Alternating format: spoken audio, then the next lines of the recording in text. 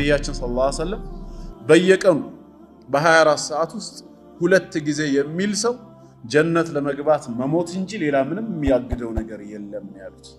በየቀኑ ሁለት ጊዜ ለማለት ደግሞ ከአንድ ደቂቃ በላይ አይረዝም። 30 ሰከንድ ቢፈጅ ነው። ጠዋት አንድ ጊዜ ማታ አንድ ጊዜ ክኒን አድርገን ብንወስደው የጀነት ክኒን ሐኪም ያዘዘልህ ክኒን እንኳን አይቀርም። ረስተህን ብትመጣ ራሱ በራይድ 300 የሚሆን 400 ከፍለ ያለህበት ሱቅ ድረስ ታስመጣዋለህ። ለምን? ጤና ነዋ። ከጤና የሚበልጥ የለም ተብሎ ከጀነትስ የሚበልጥ ምን አለ? እንደ ክኒን ቆጥሮ ሳንቲም የማያወጣበት ጉልበት የማይፈጅበት የተራዘመ ወቅት የማይፈልግበት ስፔሻል የሆነ ቋንቋ ልዩ ጥበብ የማይጠይቅበት ጥፋተኝነትን ማመን ብቻ በ30 ሰከንድ የሚፈጸም የጀነት ታብሌት ይባላል። ቁል ያ ዒባዲየ አለዚነ አስረፉ ዐላ አንፉሲሂም ላ ተቅነጡ ሚን ረሕመቲላህ ከኔ እዝነት መቼም ተስፋ እንዳትቆርጡ ነው የሚለው። ኢነላሃ የግፊሩ ዙኑበ ጀሚዓ እኔ አላህ እንደሆንኩኝ ኃጢአትን በጠቅላላ የምምር ጌታ ነኝ ብሏል። እሱ ማይምረው ወንጀል የለም። ባለቤቱ ተውበት እስካረገ ኢስቲግፋር እስካደረገ ድረስ ሽርክንም ኩፍርንም ቢሆን አላህ ይምራል። መልካም ስራ መስራት ኃጢአትን ያስወግዳል ብለን እናምናለን በአላህ ቸርነት። ስራው በራሱ ኃጢአታችንን የማጥፋት አቅም አለው የሚል እምነት የለንም። ጌታ አላህ ከተቀበለን በራህመቱ ካየለን በትንሿ ስራችን ሰበብ ብዙ ኃጢአታችን ይማራል። ቸርነቱ የአላህ እንጂ የኛ የሥራው መብዛት ሆኖ አይደለም። ማረጋገጫው ምንድነው? አላህ በሱረቱል ሁድ ላይ ምንድነው ያለው? ኢነል ሐሰናት ዩዝሂብነ ሰይአት መልካም ስራዎች ይላል እንደ ደረጃቸው እንደ አቅማቸው ኃጢአትን ያስወግዳል። መልካም ስራ ምንድነው? እንደውም አንዱ ሰሃባ ጠየቃቸው። መልካም ስራ ሲባል የግድ አርዶ ማብላት፣ ሰደቃ ማውጣት፣ መስጂድ መገንባት ትላልቅ ነገር ላይ ብቻ አይደለም። ላኢላሃ ኢላላህ አሚነል ሐሰናት ላኢላሃ ኢላላህ ሚለውን ዚክር መጠቀም ከሐሰናት ነው እንዴ ሲላቸው፣ በል ሁወ ሚን አፍደሊል ሐሰናት እንደውም ከመልካም ስራዎች ሁሉ በላጭ ነው ያሉት። መልካም ስራ ከተባለ የግድ ከገንዘብ ጋር አናገናኘው።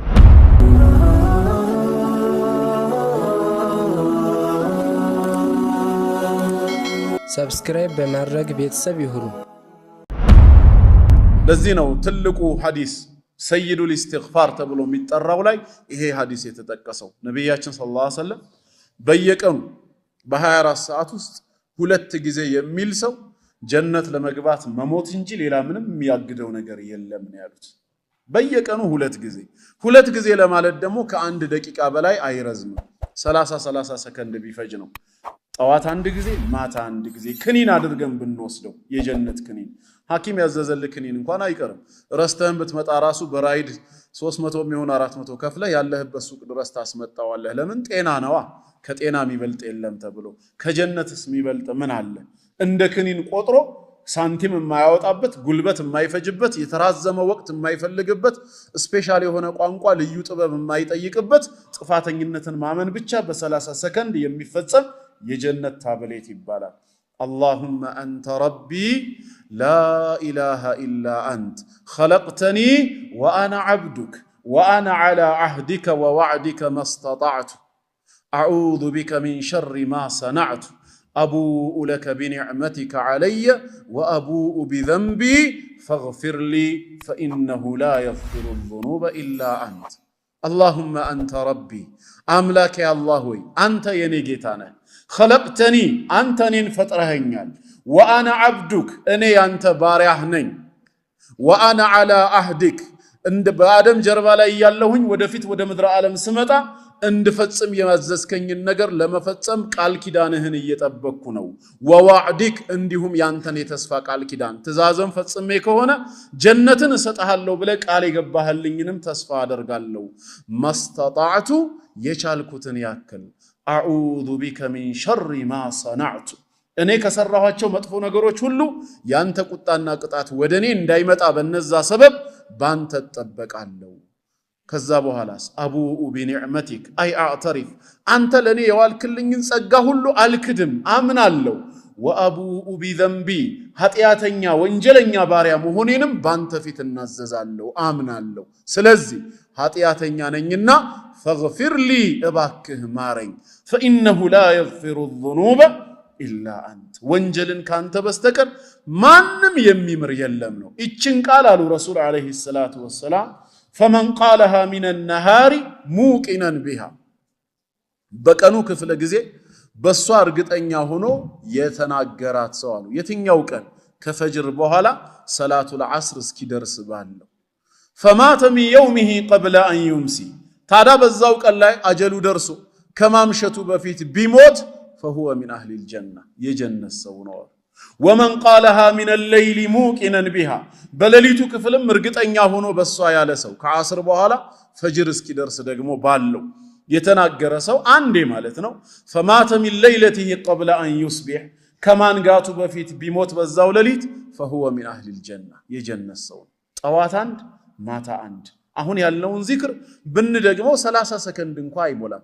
ዝም ብለን 30 ሰከንድ እንኳን ብናደርገው ሁለት ጊዜ ለማለት 1 ደቂቃ ነው የሚፈጀው። በአንድ ቀን ውስጥ 1 ደቂቃ ነይቶ ኃጢያተኛ መሆኑን አምኖ ጌታዬ ይምረኝ ዘንድ ብሎ እንደ ዚክር ክኒን አድርጎ ለምን አይቆጥረው? አላህ ይወፍቀን፣ የተግባር ሰው ያደርገን። ኃጢያተኛ መሆናችንን እንድናምን አላህ ይፈልጋል። ወርሰን ሳይሆን ራሳችን በግብር በቸልተኝነታችን የፈጸምነው ጥፋት አለብን። ያን እንዲምረን ወደ አላህ ተውበት እናድርግ። ቁል ያ ዒባዲየ الذين أسرفوا على أنفسهم لا تقنطوا من رحمة الله ከኔ እዝነት መቼም ተስፋ እንዳትቆርጡ ነው የሚለው። إن الله يغفر الذنوب جميعا እኔ አላህ እንደሆንኩኝ ኃጢያትን በጠቅላላ የምምር ጌታ ነኝ ብሏል። እሱ ማይምረው ወንጀል የለም። ባለቤቱ ተውበት እስካረገ ኢስቲግፋር እስካደረገ ድረስ ሽርክንም ኩፍርንም ቢሆን አላህ ይምራል። ይሄ አንዱና ዋነኛው ነው። በዚህ ዙሪያ የተነገሩ ብዙ ቁርአናዊ አንቀጾች ብዙ ሐዲሶች አሉ። ግን ሰዓቱ አይበቃንም። ማዕናው ግን ግልጽ ነው ተላልፏልና አንደኛው የስርየት መንገድ ይሄ ነው ኢስላም የሚያስተምረው። የከፈረም ሰው ተውበት አድርጎ በሸሃደተይን ከተመለሰ ሙሉ ኃጢያቱ እንደሚሰረዝ ግልጽ ነው። ሁለተኛውስ በኢስላም ከተውበት በተጨማሪ ሌሎች ኃጢያቶቻችን እንዲሰረዙ ኢስላም ምን ያበጀው መልካም ነገር ምን አለ ሲባል በኸይር ስራ ላይ መሳተፍ፣ መልካም ስራ መስራት ኃጢያትን ያስወግዳል ብለን እናምናለን። በአላህ ቸርነት ስራው በራሱ ኃጢያታችንን የማጥፋት አቅም አለው የሚል እምነት የለንም። ጌታ አላህ ከተቀበለን በራህመቱ ካየለን በትንሿ ስራችን ሰበብ ብዙ ኃጢያታችን ይማራል። ቸርነቱ የአላህ እንጂ የኛ የሥራው መብዛት ሆኖ አይደለም ነው። ማረጋገጫው ምንድነው? አላህ በሱረቱል ሁድ ላይ ምንድነው ያለው? ኢነል ሐሰናት ዩዝሂብነ ሰይአት መልካም ስራዎች ይላል እንደ ደረጃቸው እንደ አቅማቸው ኃጢያትን ያስወግዳሉ ይላል። መልካም ስራ ምንድነው? እንደውም አንዱ ሰሃባ ጠየቃቸው። መልካም ስራ ሲባል የግድ አርዶ ማብላት፣ ሰደቃ ማውጣት፣ መስጂድ መገንባት ትላልቅ ነገር ላይ ብቻ አይደለም። ላኢላሃ ኢላላህ አሚነል ሐሰናት ላኢላሃ ኢላላህ ሚለውን ዚክር መጠቀም ከሐሰናት ነው እንዴ ሲላቸው በል ሁወ ሚን አፍደሊል ሐሰናት እንደውም ከመልካም ስራዎች ሁሉ በላጭ ነው ያሉት። መልካም ስራ ከተባለ የግድ ከገንዘብ ጋር አናገናኘው። ከዚክርም ከዱዓም በመልካም ማዘዝ በመጥፎ መከልከል ከመሳሰሉት ተግባራቶች አላህ የሚወደው ይሁን እንጂ ስራው መልካም እስከሆነ ድረስ በዛ ስራ ልክ ኃጢያት ምን ይሆናል? ይወገዳል። ረሱል አለይሂ ሰላቱ ወሰላም በሐዲሳቸው ኢተቂላህ ሐይቱማ ኩንት የትም ስፍራ ሆነህ ጌታ ያዘዘህን በመታዘዝ የከለከለህን በመከልከል አላህን ፍራ ተጠንቀቅ። ወአትቢኢ ሰይአት አልሐሰና መጥፎ በሰራህ ጊዜ በመትኩ መልካምን አስከትል ተምሑሃ ያብስልሃልና ያ መልካም ስራ። ስለዚህ በመልካም ስራ ላይ መሳተፍ ምንም ሸክ የለውም ኃጢያትን እንደሚያጠፋ። አሰደቀቱ አሉ ረሱላህ ሰለላሁ ዐለይሂ ወሰለም በሚስጥር የሚደረግ ሰደቃ ቱጥፊኡል ኸጢአ ኃጢያታችንን ያጠፋዋል። ከማ ዩጥፊኡል ማኡ ናር ልክ እሳትን ውሃ እንደሚያጠፋው ሁላ ብለዋል። ሰደቃ ከመልካም ስራዎች ይመደባል። ሰው ባቀሙ ልክ በመልካም ስራ ላይ የሚመላለስ ከሆነ ኃጢያቱም በዛው መልክ ይጠፋል። ከመልካም ስራዎች አንዱና ትልቁ ደግሞ ሶላት ነው። ነብያችን አለይሂ ሰላቱ ወሰላም ሶላት ወንጀልን እንደሚያጸዳ በእለታዊ ትጥበት ምሳሌ አድርገው ተናግረዋል። አራአይቱም ነው ያሉት። አያኽቢሩኒ እስኪ ንገሩኝ ለው አነ ነህረን ቢባቢ አሐዲኩም ከናንተ ባንዳችሁ ደጅ ላይ ንጹህ የሆነ ወራጅ ወንዝ ቢኖርና يغتسل منه كل يوم 5 مرات በየቀኑ እየገባ 5 ጊዜ ታጥቦ የሚወጣ ወይ ዋና ቦታ ነው ብንል 5 ጊዜ እየዋኘህ ብትወጣ هل يبقى من درنه شيء ከሰውነት ላይ የሚቀር ቆሻሻ አለ? 5 ጊዜ በአንድ ቀን ሻወርም ቢወስድ ማለት ነው ባገባቡ የለም ካል ሲባል فذلك مثل الصلوات الخمس ይሄ የ5 ወቅት ሰላት ምሳሌ ነው በየቀኑ 5 ጊዜ የሚሰግድ ሰው ስጁድ ባደረገ ቁጥር ሩኩዕ ላይ ባለ ቁጥር ለጌታው በቆመ ቁጥር ኃጢያቱ በሰላቱ በተቅዋው ልክ ከላዩ ላይ ምን እየሆነ ይመጣል እየተወገደ ይመጣል አላህ ቋሚ ሰጋጅ ያደርጋል ስለዚህ መልካም ስራ ምንም ሸክ የለውም በእስላም ብዙ መጥቀስ ይቻላል ጾምም ሐጅም ብዙ ነገር ግን አሁን ጀነራሊ እንዲገባን አንድ ተውበት ነው ሁለት መልካም ስራ ነው የሚለው ነው ሶስተኛስ እሺ ከተውበትና ከመልካም ስራ በኋላ ሌላስ ምን ኃጢያታችንን ሊያጠፋ የሚችል ነገር አለ ሲባል الصبر على المصيبه በሚደርስብን ሙሲባ በሚደርስብን መከራና እንግልት ሶብር ካደረስን ምድራዊ እንግልቶች ራሳቸው ኃጢያታችንን ያጠፋሉ ጌታ አላህ እኛ በመቸገራችን በመጨነቃችን በማሰባችን ወይ ስላመመን ወይንም ደግሞ ድካም ስለተሰማን የሚደሰት ጌታ አይደለም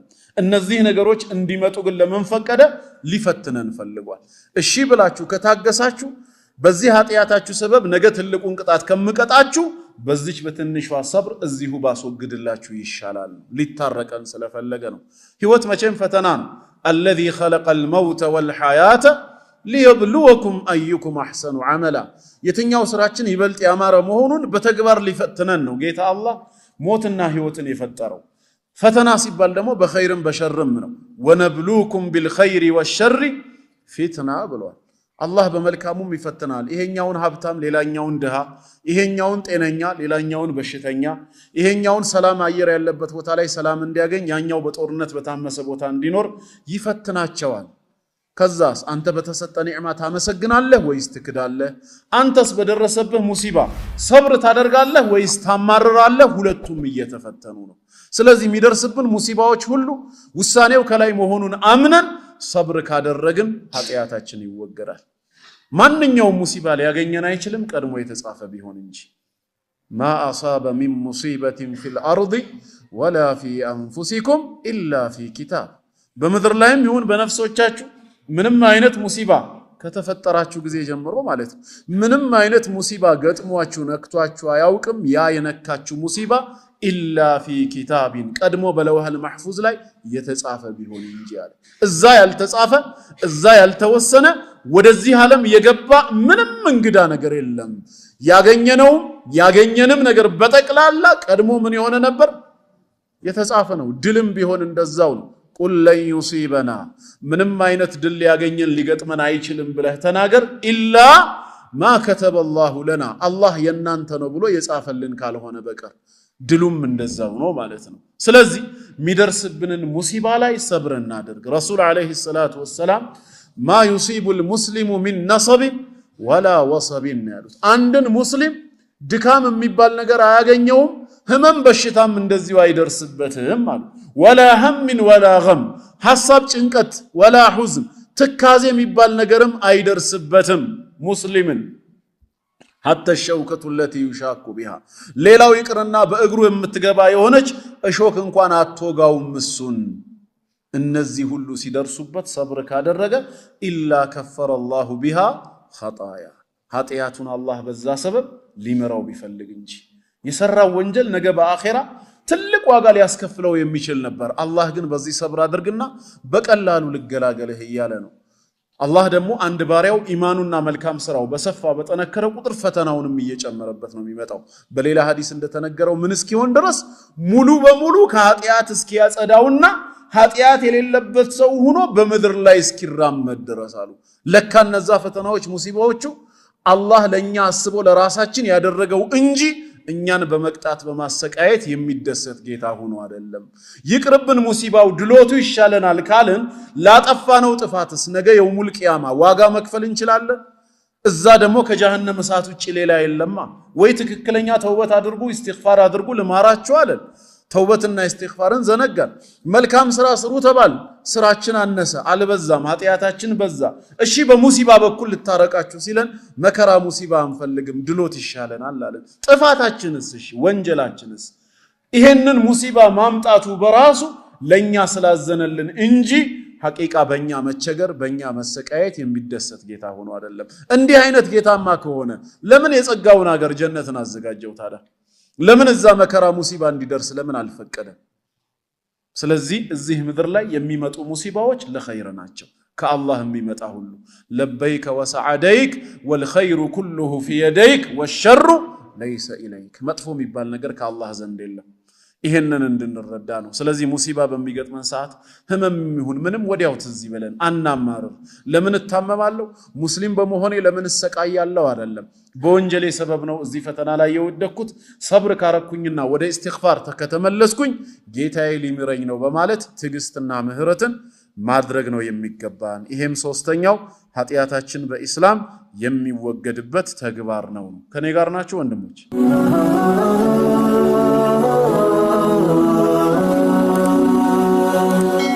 ሰብስክራይብ በማድረግ ቤተሰብ ይሁኑ